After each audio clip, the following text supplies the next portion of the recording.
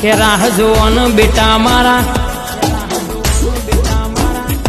વેળા વીતેલી પાછી લાવવાની છે સમય જયો છે ભલે ખેલ દુશ્મનો એ રમ્યો છે પણ ડીએન માં કદાચ